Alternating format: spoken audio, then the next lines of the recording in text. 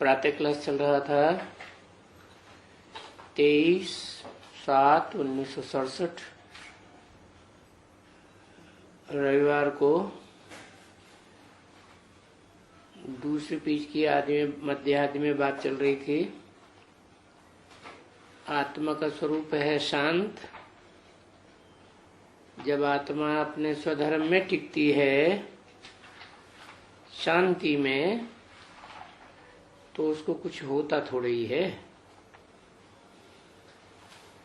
तो तुम जानते हो कि हमको शांति धाम में जाना है, यानी घर जाना है उस अवस्था में जहाँ हमारी आत्मा शांत रहेगी। तो तुम जानते हो कि हमको शांति धाम में यानी घर में जाना है उस अवस्था में। शांति जैसा वो पुरुषार्थ फिर और कोई भी नहीं है, क्योंकि बाप भी है शांति का सागर। और वो ही तो कहते हैं कि मेरे मिसल तुमको शांति का सागर बनना चाहिए।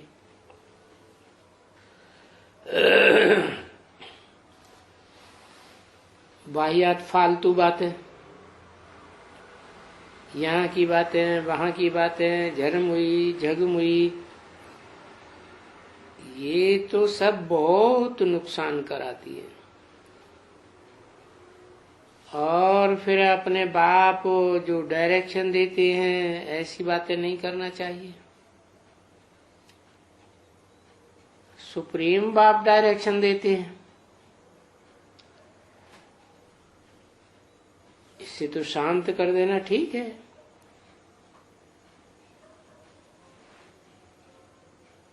उन बातों में तो किसी न किसी की निंदा करते हो ना बच्चे। जो शांत स्वरूप आत्मा होती है, वो शांति में कोई की निंदा थोड़ा ही करती है, किसकी भी नहीं। शांति में भी विकर्म होता नहीं है। और बाप ने बताया है, मुझे याद करते रहोगे तो और ही तुम्हारे विकर्म विनाश होते रहेंगे। तो व्यापारी अपनी बही रखते हैं ना, तो अपने विकर्मों का विनाश करता रहे। रोज का रोज बही में लिखता रहे, न खुदे शांत होवे न औरों को अशांत करे।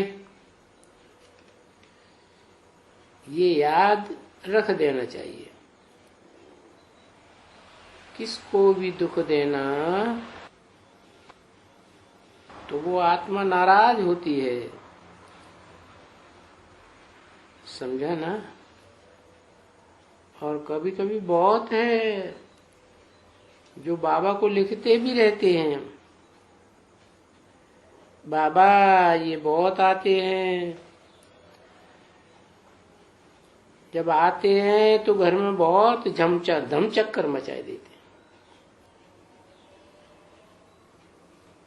तो आप उनको लिखते भी हैं। तुम भी वो शांति में रहो, क्योंकि शांति और अशांति का ये ऊपर हातिम ताई का भी किस्सा बना हुआ है ना। शांति अशांति का ही तो किस्सा है। वो भी कहते हैं मुंह में मुलहरा डाल दो, तो वो मुलहरा डाल देते थे। जैसे बाबा ने कहा था, एक दो आपस में लड़ती है तो उनको जाकर के बताया कि ये लड़ाई झगड़ा होते हैं। तो बोला अंदर में एक ताबीज डाल दिया। फिर बोला वो निकालना नहीं, तो वो डाल दिया। कोई बहुत बात करे तो सिर्फ ये कर न सके क्योंकि वो निकालने का नहीं, ये तो ताबीज है, तो निकालेगी नहीं तो बेचारी बोलेगी कैसे, बोल न सके। तो ये तो दृष्टांत देते हैं, मुंह में मुलहरा डाल दिया, समझा ना। ये दृष्टांत भी है क्योंकि बच्चों को शांति में रहना है। शांति, जितना सुख देखो, शांति शांति शांति के लिए बहुत धक्का बेचारे खाते रहते हैं। ये तो तुम बच्चे जानते हो कि बाबा, हमारा मीठा बाबा शांति का सागर है, बरोबर पुरुषार्थ कराते कराते शांति ही विश्व में स्थापन कर देते। ये तो जानते भी हो ना बच्चे,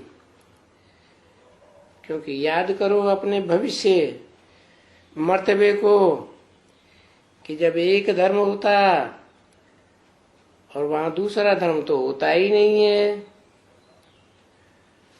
तो देखो उसी को ही शांत, विश्व में शांति कहा जाता है। तो ये समझना चाहिए ना बुद्धि में। बच्चे देखो, और धर्म वाले कितने भी होंगे, उनको तुम समझाएंगे तो शांति जिसको चाहिए, इस विश्व में शांति चाहिए, वो तो सिर्फ जब एक होता है धर्म, जिसको देखो हेवन, पैराडाइज, जन्नत वगैरह वगैरह सब बहुत कहते हैं, तब शांति होती है ना। फिर दूसरे धर्म जो सभी आते हैं तो फिर हंगामा हो जाता है। माना एक धर्म है तो शांति, और दो द्वैतवाद आ जाता है तो अशांति। इसलिए देवताओं को अद्वैत कहा जाता है, एक धर्म को मानने वाले, एक राजा। देखो अभी तो दुनिया में कितनी अशांति है, और तुम बच्चे जानते हो कि जब तुम अपना बाप का वर्षा पाते हो, सारे विश्व का राज्य लेते हो, तो फिर वहां कितनी शांति होती होगी। तो ये समझ गए हो बच्चे कि हमारा घर तो शांति का ही रूप है, और वहां तो हम हैं ही शांत। हमारा स्वधर्म ही शांत है। अभी ऐसे तो नहीं कहेंगे शरीर का स्वधर्म शांत है, नहीं, आत्मा की शांति कहेंगे। शरीर कैसे शांत?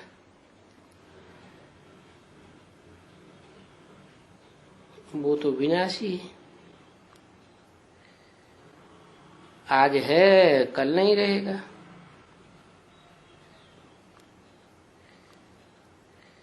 और वो आत्मा तो अविनाशी चीज है, वो जितना समय शांति धाम में रहती है, जितना भी समय,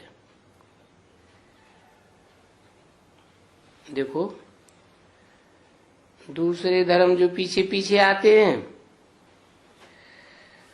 तो देखो जितना समय वो शांत आत्माएं अपने घर में रहते हैं तो कितना शांति में रहते हैं। देखो अभी तो सभी यहाँ हैं, सभी धर्म वाले यहाँ हैं ना, तो यहाँ तो बहुत अशांति है, सारी दुनिया में अशांति ही अशांति। तो बाप समझाते हैं कि शांति शांति शांति मांगते रहते हैं, क्योंकि घर जाने के लिए सब कोई भागते हैं।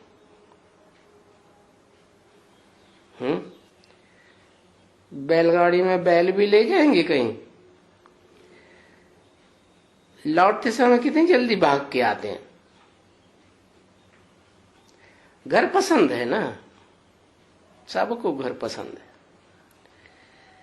बोलते हैं घर ही अच्छा है। वहां भी तो फिर सुख लेंगे, तो फिर सुनते हैं ना कि भाई सुख तो बाद में होता है, पहले तो शांति, सुख से पीछे एक डिग्री कम, फिर तो कम कम कम कम ही होती रहती है।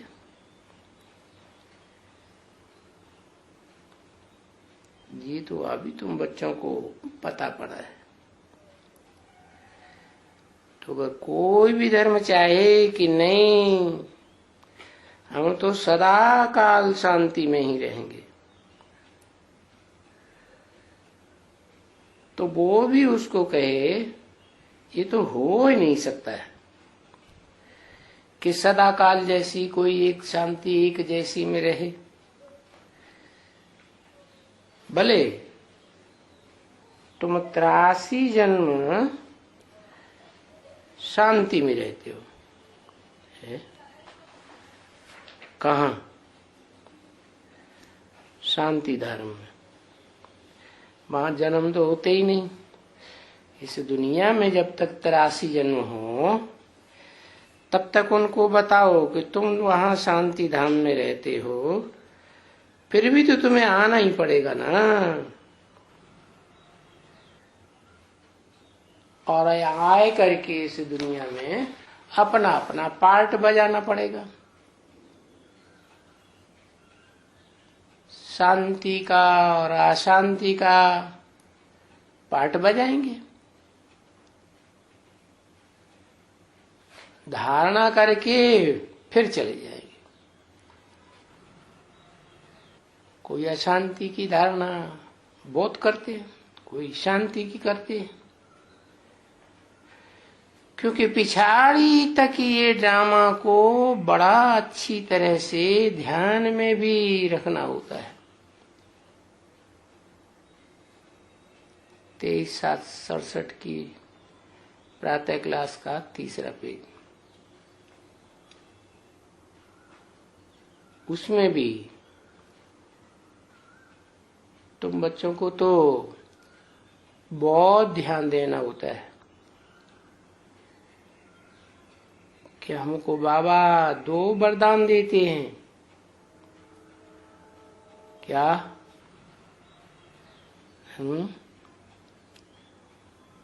वो जो लंबे समय तक परम धाम में प्रशांति धाम में पड़े रहते हैं उनको तो शांति का वरदान, और तुमको तो शांति और सुख का भी वरदान है। तो ये तो समझते हो कि देने वाला तो वो ही है और वो एक ही है। तो कोई को लंबे समय की शांति और थोड़े समय का सुख, ऐसे क्यों? ये भी तो जानते हो जो पहले बात तो यही करते हैं, वो भी बैठ करके इनकी आत्मा भी तो सुनती है ना। ठीक है ना बच्चे? अब ये झटपट सुनती है, सबसे जास्ती कान इनका नजदीक है।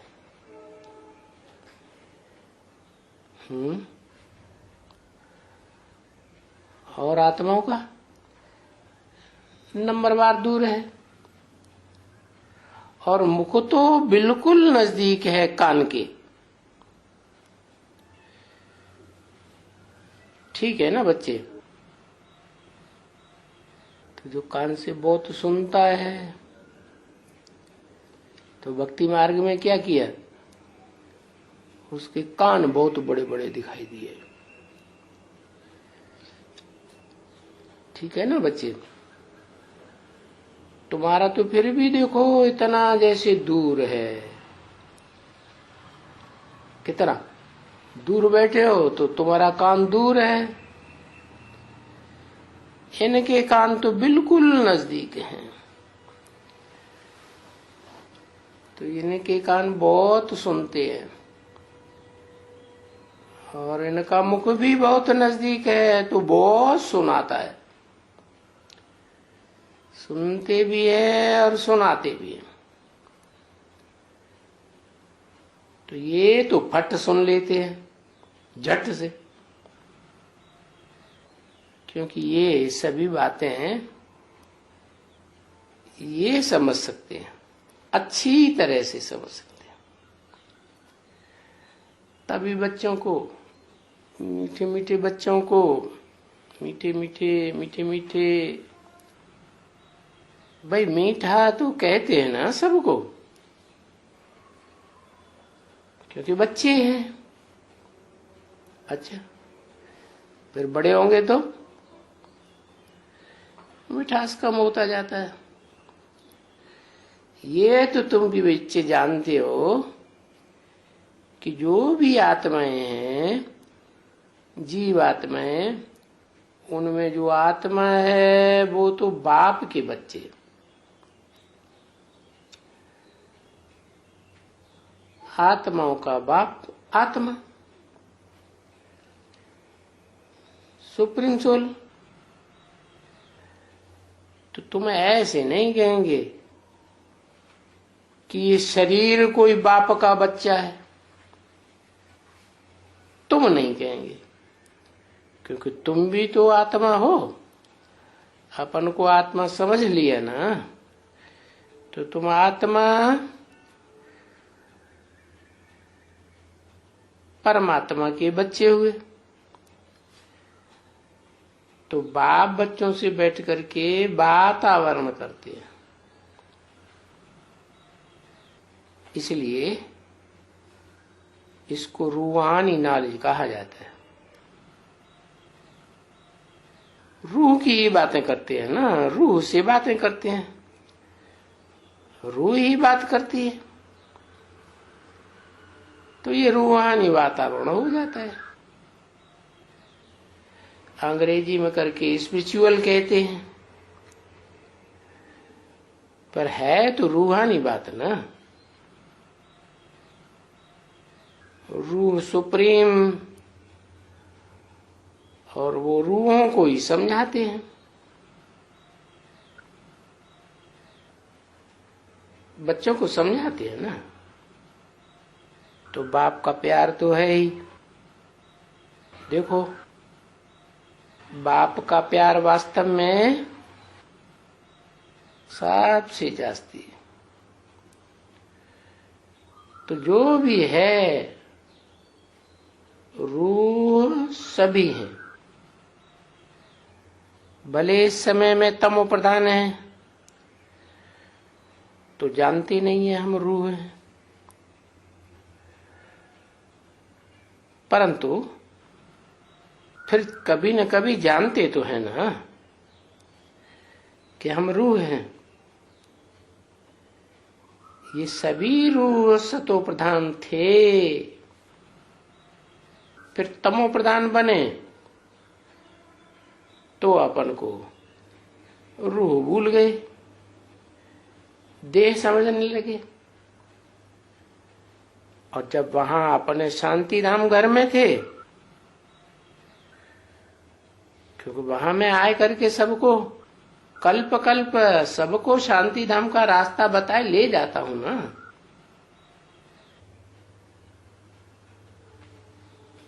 तो वर नहीं देते हैं,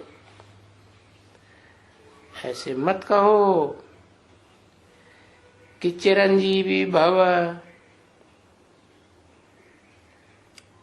ऐसे नहीं कहते हैं, कभी नहीं। या धनवान भव, ऐसे भी नहीं कहते।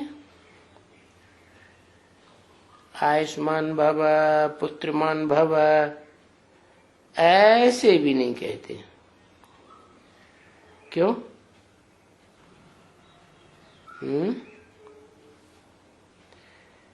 चिरंजीवी भव,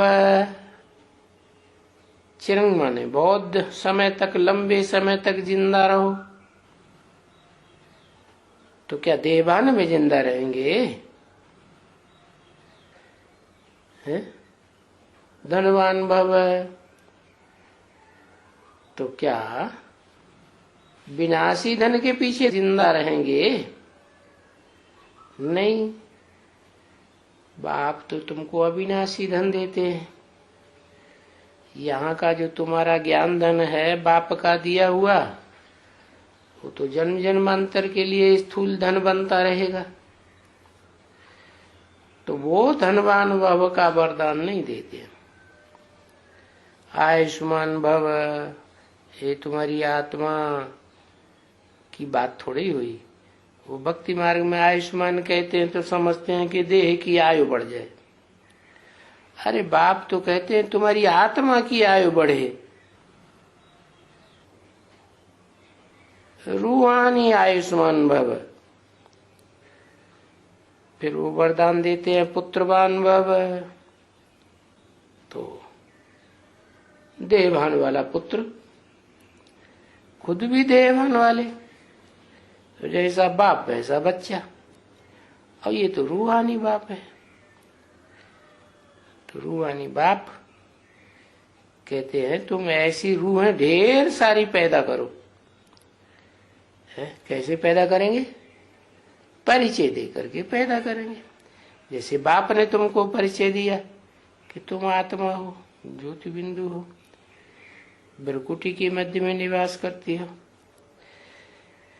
ऐसे ही दूसरों को जितना जितना बीज डालेंगे ज्ञान का, तो ढेर सारे पुत्रवान बन जाएंगे, बड़े राजा बन जाएंगे।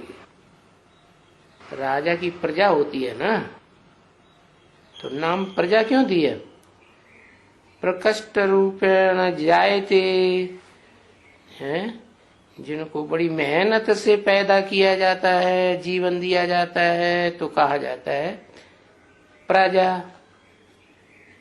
तो अभी तुम मेहनत करते हो ना आत्माओं को जन्म देने की, तो जितना जितना तुम ज्यादा आत्माओं को जन्म देते हो, उतनी बड़ी तुम्हारी प्रजा बनेगी, उतना बड़ा राज्य बनेगा। अब बच्चे ऐसे भी नहीं करते हैं। नहीं है, जरूर ऐसे सतयुग में, पर कोई वहां आशीर्वाद नहीं देते हैं। क्या आशीर्वाद देने से वो लंबी आयु वाले बन जाएंगे? कंचन काया बन जाएगी? नहीं। वहां सतयुग में आशीर्वाद क्यों नहीं देते हैं? क्योंकि आशीर्वाद हमको पहले ही मिल गया संगम युग में, जन्म जन्मांतर का आशीर्वाद मिल जाता है।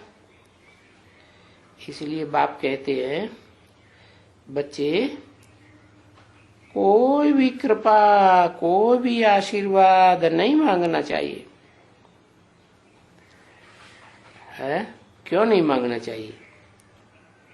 है इसलिए नहीं मांगना चाहिए कि जो भिखमंगे होते हैं उनके भीख मांगने के संस्कार होते हैं, और जो पुरुषार्थी होते हैं वो पुरुषार्थ से सब कुछ प्राप्त कर लेते हैं। तो नहीं, तुमको कुछ भी किसी से नहीं मांगना है। मैं टीचर हूं और जरूर बाप भी हूं। यही एक बात, बड़ी बात बच्चों को याद रखनी चाहिए। क्या? कि बाप भी है और टीचर भी है। ओहो, ये हमारा बाप भी है, शिव बाबा। आगे तो हम ये नहीं जानते थे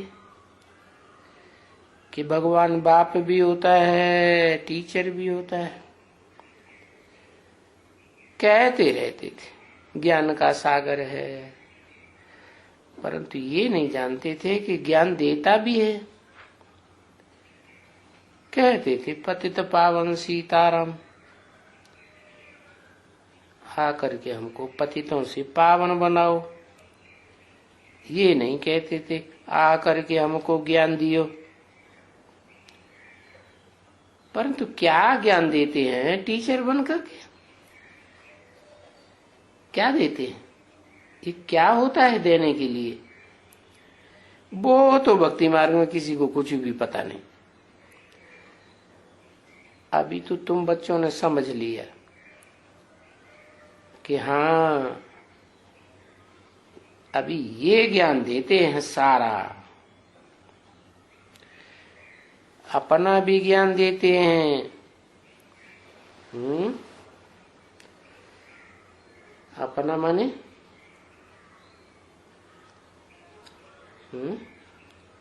सुप्रीम सोल अपना भी ज्ञान देते हैं। क्या ज्ञान देते हैं? कहते हैं मैं गर्भ से जन्म नहीं लेता हूँ, मेरा दिव्य जन्म गाया हुआ है, मैं परकाया प्रवेश करता हूँ। परंतु ऐसे भी नहीं है कि भूत प्रेतों के मिसल परकाया प्रवेश करता हूँ। नहीं, वो तो प्रवेश करते हैं तो कितना हो हल्ला मचाते हैं। प्रवेश करते हैं तो जिस शरीर में प्रवेश करते हैं वो शरीर ही थक जाता है। क्यों ऐसे? क्योंकि जो आत्मा प्रवेश करती है मनुष्यों की, वो मनुष्य की आत्मा सूक्ष्म शरीरधारी है। स्थूल शरीर के मुकाबले सूक्ष्म शरीर में ज्यादा ताकत होती है, इसलिए वो बोझ चढ़ता है, भारीपन आ जाता है। जिसमें प्रवेश करती है उसको तो आत्मा दब जाती है, सारी ही दब जाती है। तो बाप सुप्रीम सोल अपना भी ज्ञान देते हैं कि मैं कैसे आता हूं, मेरा जन्म कैसे होता है। मेरे आत्मा में तो कोई पापों का बोझ भी नहीं है, तो मैं जब प्रवेश करता हूँ तो हल्का फुल्का, कोई को पता भी नहीं रहता कि मैं कब आता हूँ कब जाता हूँ। इस ब्रह्मा को भी पता नहीं चलता।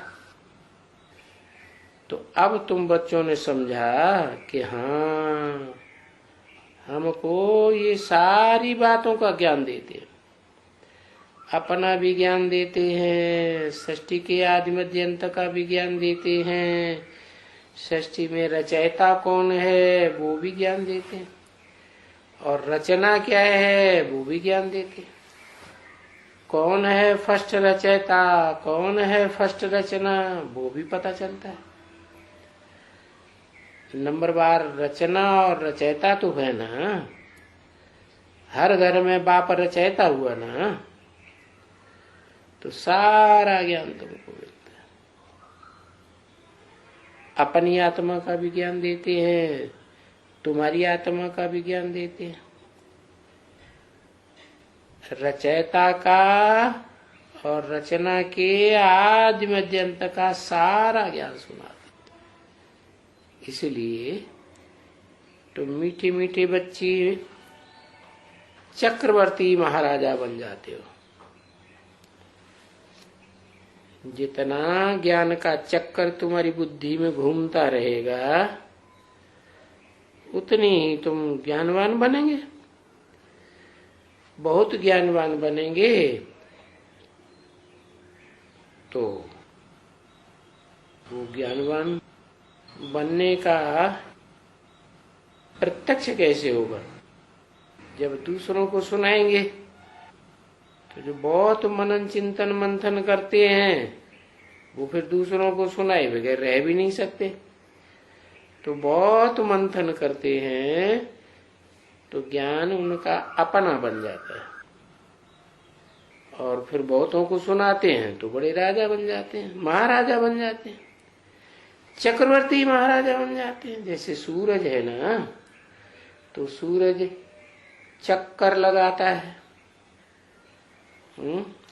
सारी दुनिया में प्रकाश फैलाता है। ऐसे तुम भी इस ज्ञान का प्रकाश सारी दुनिया में फैलाएंगे तो तुम भी चक्रवर्ती राजा बन जाएंगे। पर ये सारे चक्कर का, सारी दुनिया का चक्कर है बच्चे। ऑल राउंड पार्ट बजाने वाले जो बच्चे हैं उनको तो सारा चक्कर लगाना पड़ेगा। तुमको मालूम है ना, भारत में वास्को डी गामा आया था चक्कर लगाने के लिए, तो वो देखा, फिर करके फिर वो ही ठिकाने पर आ गया। तभी बाप समझाते हैं कि ये सारी दुनिया इस समय रावण के हाथ में है, रावण का राज्य है। तो सिर्फ लंका में रावण नहीं था, नहीं, ये तो दिखाई दिया है कि लंका एक वेट था, द्वीप था, चारों तरफ समुंदर से घिरा हुआ था। तो ऐसे भी ये सारी दुनिया है, जो भी धर्मखंड हैं सब समंदर से घिरे हुए टापू हैं, और उन सब टापुओं में रावण का राज्य। ये लंका तो है ना, सारी दुनिया लंका है।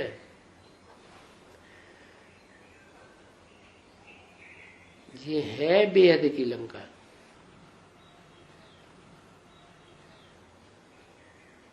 चारों तरफ इनके पानी ही पानी है। तो ये सारी लंका को रावण की लंका कहेंगे।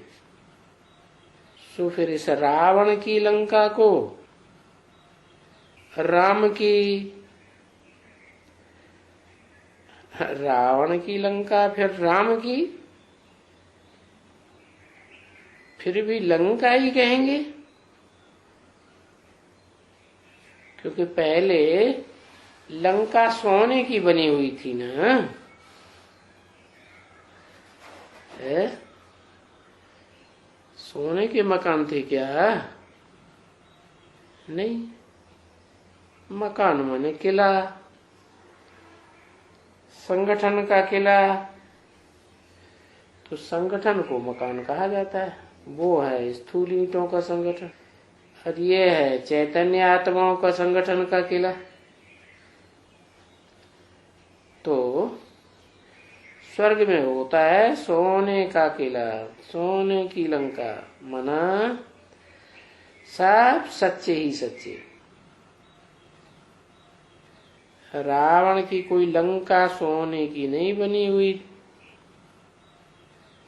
वो तो तुम देखते हो। तो सोनी लंका कहते हैं। और सोनी तो कोई होती ही नहीं है। सोनी माने बहुत सुंदर, और परंतु सोना बहुत होता है। इसलिए तुम बच्चों ने तो वो एक नाटक भी रखा हुआ है। जो ध्यान में गया, बैकुंठ में अभी गया, सूक्ष्म वतन में गया, तो वहां सोने की ईंटें पड़ी हुई रहती थी। तो ऐसी जब लंका में गया तो देखा यहाँ तो ईंटें ही बहुत हैं, पड़ी हुई हैं सोने की। क्योंकि जैसे यहाँ मिट्टी की होती है वैसे वहां सोने की ईंटें। तो दिल में आया कि थोड़ी सी ले आवे,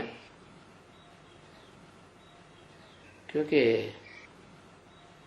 तुम जिस दुनिया में रहते हो वहां तो सोना मिलता ही नहीं है। तो देखो कैसे बनाया है नाटक, क्योंकि नाम तो है सोनी लंका, नामी ग्रामी तो है ना, परंतु ये तो भारत है ना, असली नाम तो भारत है।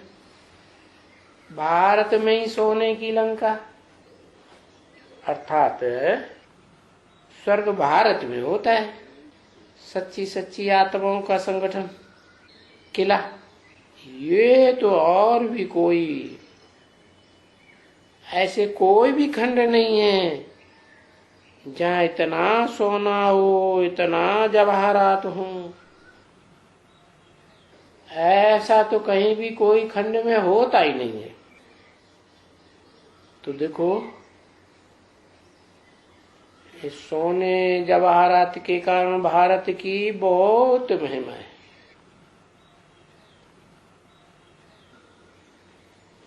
वो महिमा कहाँ की होती है? वास्तव में महिमा सारी है संगम युग की। संगम युग में बाप आकर के तुमको ये ज्ञान रतन देते हैं ना, हीरे देते हैं, जवाहर देते हैं, फिर वो हीरों को घिसा जाता है। मनन चिंतन मंथन करके उनको वैल्यूबल बनाई दिया जाता है। तो ये सारी महिमा है और बड़ी भारी महिमा। वास्तव में जब बाप कहते हैं मैं आता हूं, सर्व की सदगति करता हूं और सबको वापस ले जाता हूं, किसी को छोड़ता नहीं हूं।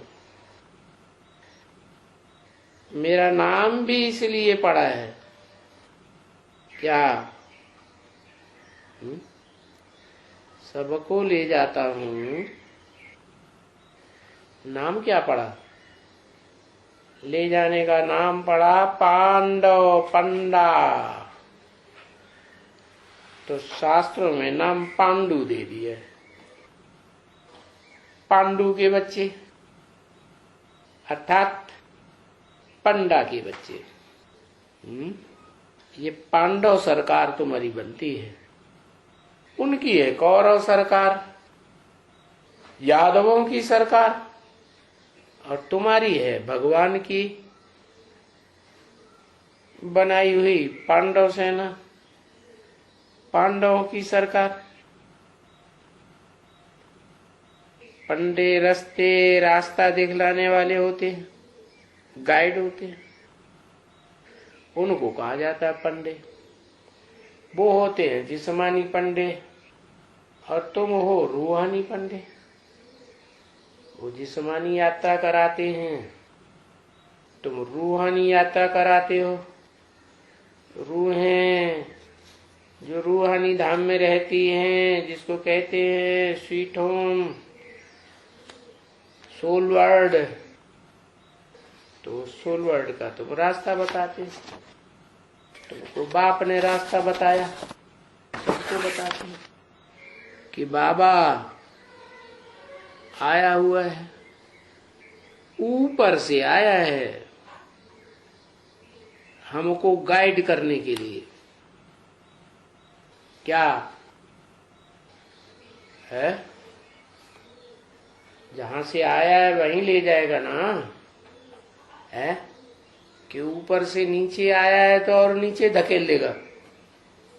है ऊपर ही लेने के लिए आया है ना, ऊपर से आया ऊपर ले जाएगा। तो गाइड कहते हैं। तो बाबा आते हैं गाइड करने के लिए। चलो बच्चे, अभी तुमको घर जाने का है, मैं आया हूं ऊपर से तो ऊपर ही ले जाऊंगा ना, है? देह ऊपर जाएगी क्या? देह ऊपर जाएगी नहीं। और देह के साथ जो देहभान भरा हुआ है, वो देहभान वाली आत्मा भी ऊपर नहीं जाएगी। तुमको तो सब भूल गया कि हम क्या थे, क्या वो करके आए थे। हम आत्मा बन के आए थे, अभी आत्मा ही भूल गई। आत्मा का घर भी भूल गया। तो जब भूल गया तो जा ही नहीं सकते, क्योंकि पतित बन गई ना, पतित आत्मा बन गई। कैसे है? देह है और आत्मा। देह विनाशी, तो विनाशी चीज कहाँ जाएगी? पतन में जाएगी। और जो जितना पवित्र होगा, हल्का होगा, तो ऊपर जाएगा। तो पावन होने बगैर कोई भी वापस मुक्ति धाम नहीं जा सकता। क्यों? क्योंकि सब देहभान के बोझ से दबे हुए हैं। जैसे किसी के ऊपर ढेर सारा बोझ डाल दिया जाए, फिर उससे कहो कि दौड़ लगाओ, तो दौड़ेगा? बैठ जाएगा। तो पतित को पावन करने वाला इस दुनिया में कोई भी नहीं है, एक बाप के सिवाय। और वो भी ऐसे नहीं कि आत्माओं का बाप अकेला पतितों को पावन बनाता है।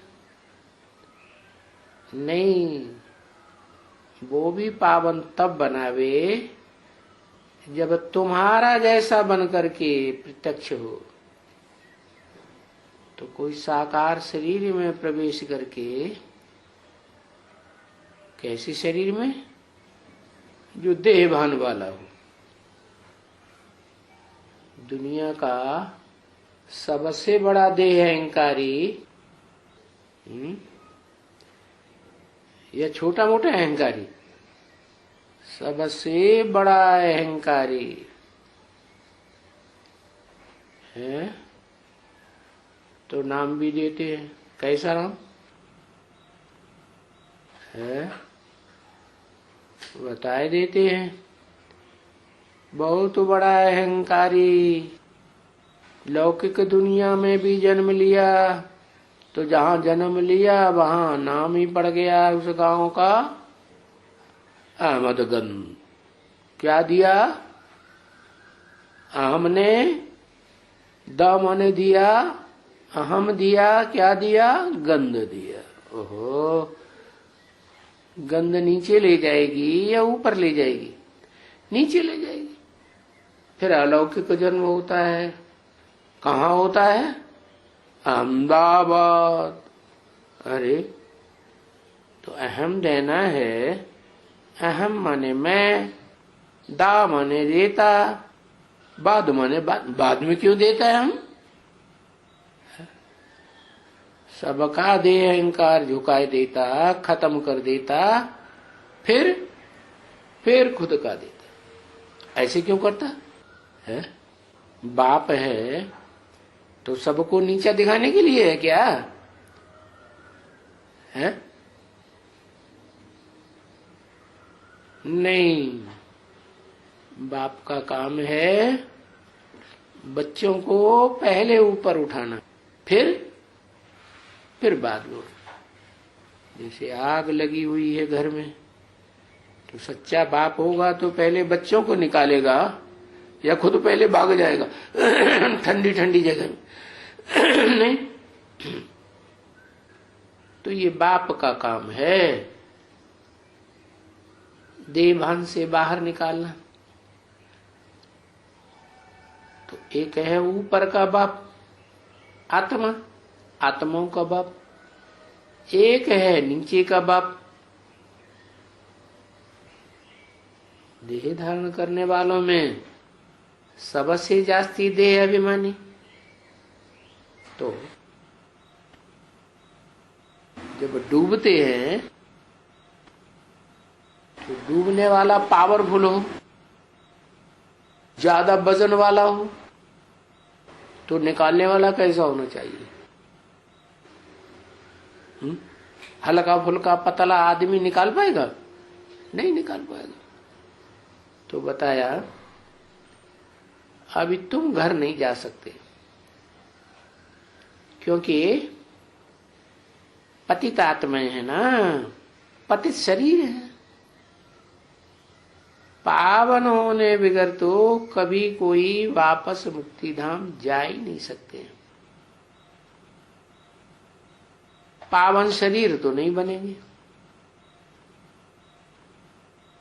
शरीर तो इस दुनिया की चीज है, तभी जलवायु अग्नि आकाश इन 5 तत्वों से शरीर बनता है। ये 5 तत्व तो परम धाम में नहीं जावेंगे।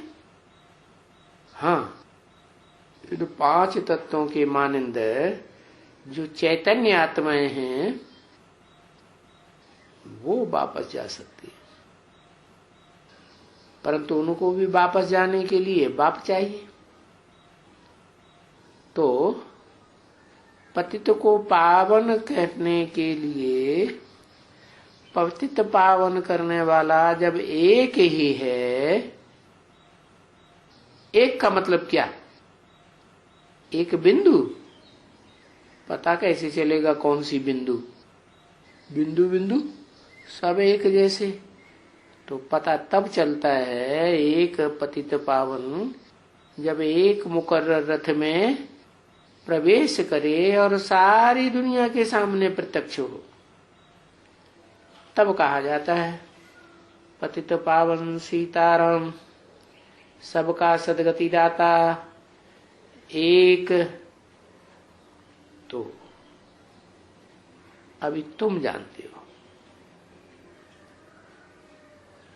कि इस दुनिया में जितनी भी आत्माएं हैं सब यहाँ की ही हैं। कहाँ की?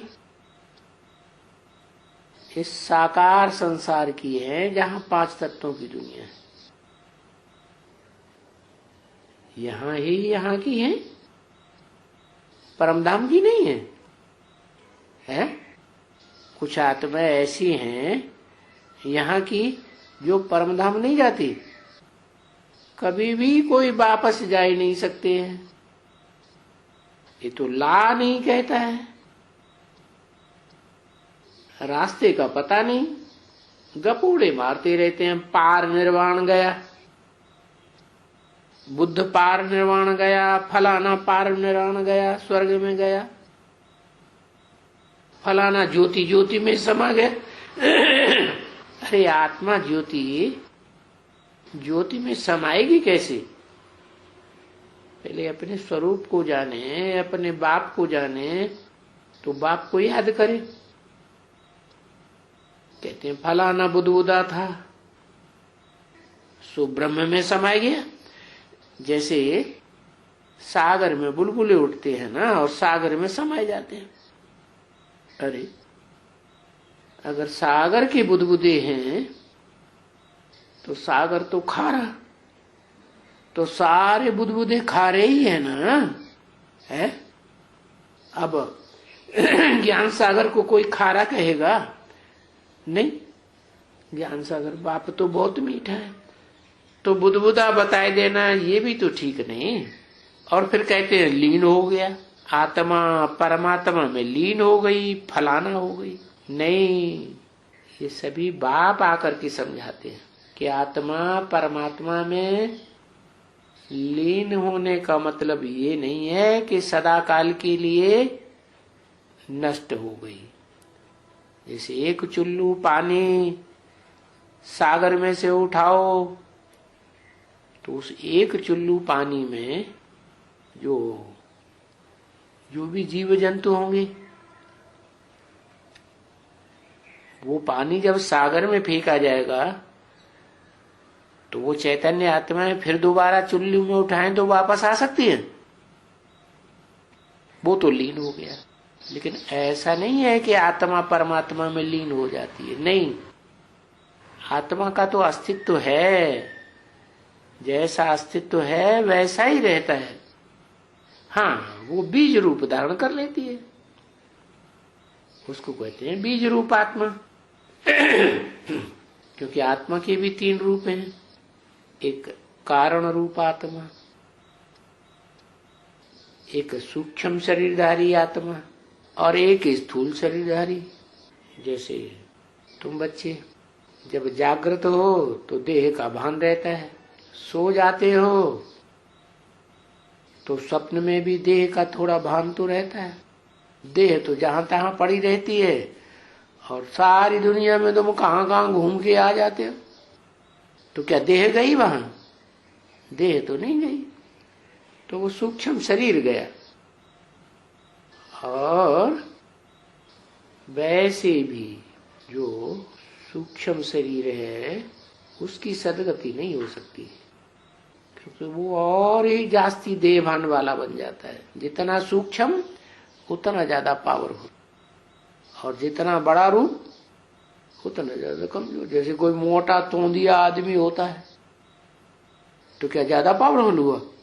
नहीं, ऐसे तो होता नहीं। अरे इतने अरबियंस आए, इतने अंग्रेज आए, भारत में आक्रमण किया, क्या भारत से जीत के गए हैं? वो विदेशी लंबे चौड़े थे या भारत के लंबे चौड़े थे? हैं? वो लोग ज्यादा लंबे चौड़े बड़े पहलवान दिखाई पड़ते थे, और देहभान में आकर के उन्होंने हमले भी किए। लेकिन फिर यहाँ से छोटे छोटे जो भारत के लोग हैं उनसे हार खा के चले गए। तो ऐसे नहीं है कि स्थूल है, बड़ा है, लंबा चौड़ा है तो ज्यादा ताकतवर है। नहीं, जितना सूक्ष्म उतना ज्यादा पावरफुल हो सकता है। बीमार होने की बात अलग है, तो अभी कोई वापस नहीं जा सकता। ये ला नहीं कहता है जब तक बाप भारत में ना आवे। ऐसे बहुत गपोड़े मारते रहते हैं, पार में रोने गया, बुदबुदा बुदबुदे में समाये गया, लीन हो गया, नहीं। ये बातें सभी बाप ने आकर के समझाई हैं। ये सारे गपोड़े हैं, और ये नाटक तो बना हुआ है, अविनाशी नाटक है, हूबहू रिपीट होता है, हूबहू रिपीट होता है। इसका मतलब है जब रिहर्सल होती है तो जैसा नाटक होता है वैसी रिहर्सल होती है, और जैसी रिहर्सल होती है वैसा ही फिर लंबा लंबा ड्रामा चलता है, तो कभी खत्म नहीं होता। अविनाशी नाटक है। हाँ, ये इसकी कभी एंड आने की ही नहीं है। क्या? लगातार सतयुग के बाद त्रेता, त्रेता के बाद द्वापर, द्वापर के बाद कलयुग, कलयुग के बाद फिर शूटिंग का टाइम, वही संगम युग पुरुषोत्तम, फिर रिहर्सल या शूटिंग पूरी होती है तो फिर सतयुग, त्रेता, द्वापर, कलयुग, फिर वही 4 सीन ड्रामा की शुरू हो जाते। ऐसे ही तो है ना। ड्रामा ऐसा ही होता है ना। तो ये सृष्टि भी एक ड्रामा है, इसकी एंड नहीं होती है। उस ड्रामा की तो एंड हो जाती है, वो हद का ड्रामा, और ये है बेहद का ड्रामा। ओम शांति।